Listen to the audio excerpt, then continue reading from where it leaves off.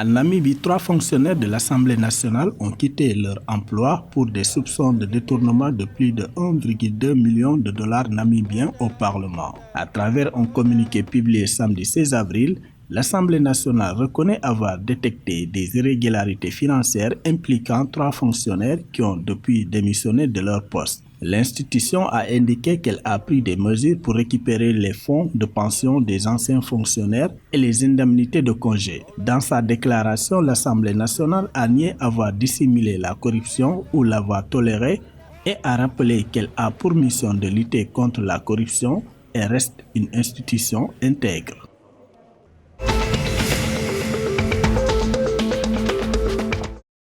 Le président du Golden Party of Zambia, Jackson Silabwe, a exhorté l'administration de New Dawn à initier des politiques économiques qui favorisent les populations locales. Ce dernier appelle à l'exploitation maximale des secteurs économiques tels que l'agriculture, l'exploitation minière et le tourisme, un secteur sous-exploité qui a un énorme potentiel pour générer plus de revenus dans le meilleur intérêt des Zambiens. Rappelons que l'agriculture en Zambie reste largement inexploitée avec seulement 15% de ses terres arables potentielles cultivées. Le secteur agricole ne représente que 2,9% du PIB du pays et emploie 50% de la population active. Jackson Silabwe estime également que le secteur industriel représente 34,9% du PIB et 11% de l'emploi.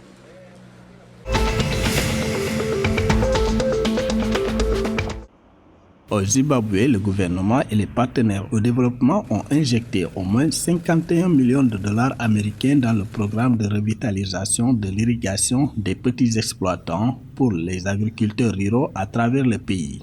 Selon les informations, ce programme, qui a débuté en 2016, vise à réduire la vulnérabilité des agriculteurs ruraux. S'exprimant lors de la mise en service du système d'irrigation de Mallorca à Silobela la semaine dernière, le coordinateur a indiqué qu'au moins 52,68 millions de dollars américains devraient avoir été décaissés aux agriculteurs à la fin de ce programme qui contribue à la résilience de communautés de petits exploitants agricoles afin d'augmenter les revenus des ménages ruraux.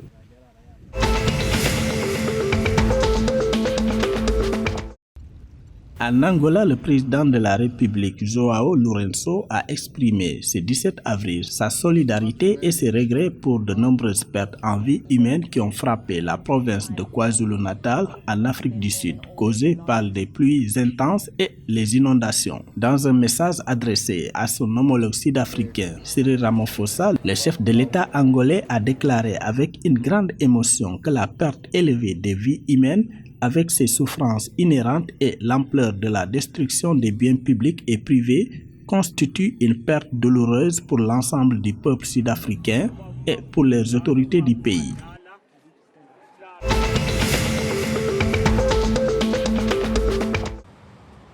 En Afrique du Sud, le nombre d'écoles endommagées par les récentes inondations qui ont secoué le KwaZulu-Natal la semaine dernière est passé à 551. Selon les informations, environ 98 écoles ont été gravement touchées et auront besoin de salles de classe mobiles alors que les écoles ouvriront tandis que d'autres auront besoin de nettoyage et de réparations mineures pour résoudre la situation.